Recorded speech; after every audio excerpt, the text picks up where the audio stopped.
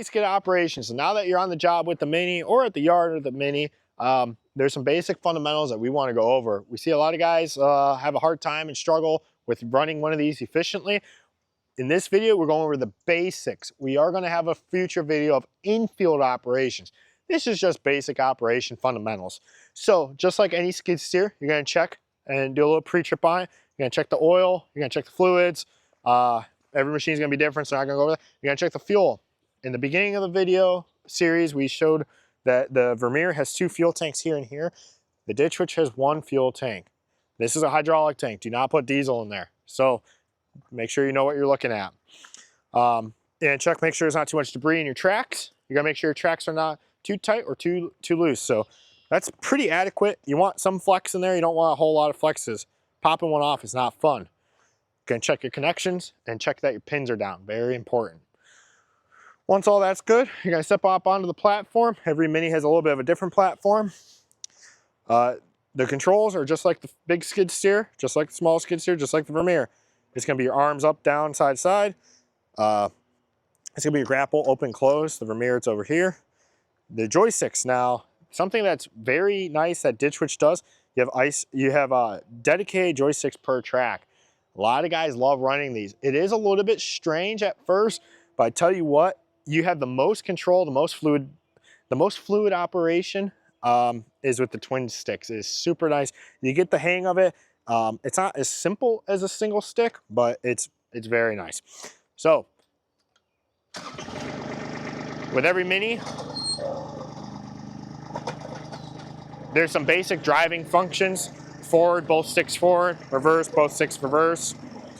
Something you want to make sure you don't do on Minis too much or track machines is 0 turns. You don't want a 0 turn.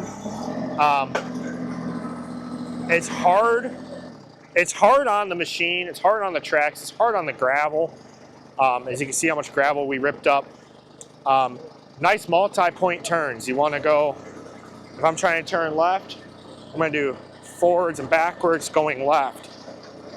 Very little ground disturbance, almost none compared to that.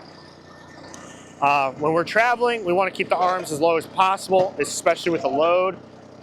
Yes, you can travel with the arms up about halfway or more, depending on your terrain, but we want to remember that skid steers, this is a nice benefit of the ditch witch is that you can run it while not on it. Skid steers are unstable side to side. This machine has more of a chance to flip side to side and front to back with the arms up. You got a lot of weight up there. So keep the arms down. Yes, sometimes you're gonna have to have the arms up, but do it as least amount as possible. When we're picking up logs, you're gonna use the grapple. You know, you're gonna tilt down. A lot of curling is gonna happen with this grapple. You can sort logs very nicely with the branch managers.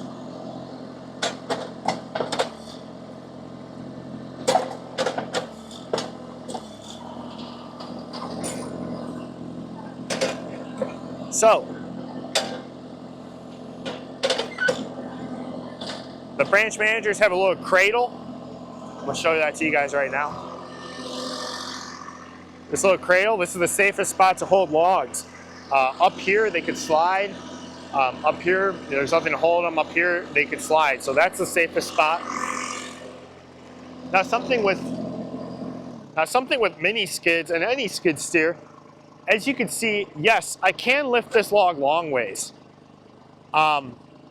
Is it the right thing to do? It depends on the situation.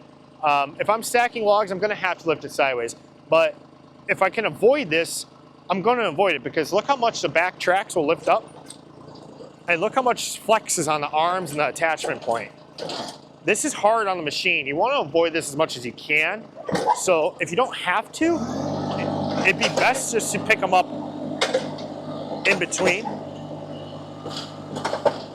This is much nicer and easier on the machine. I'm not gonna pick up the rear tracks as much. Less wear and tear on the grapple, the pins, and the front rollers are gonna dig a lot less into the gravel or the customer's lawn.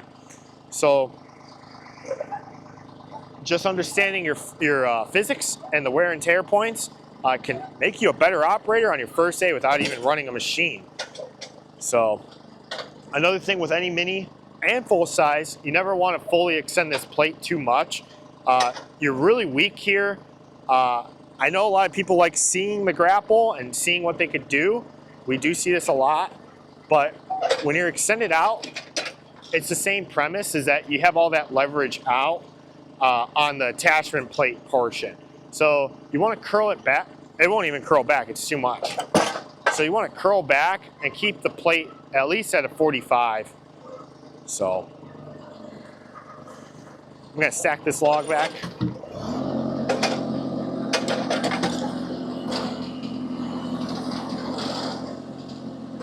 And just like the big skid steer, you never want to just drop logs. You want to set them down and then open that grapple.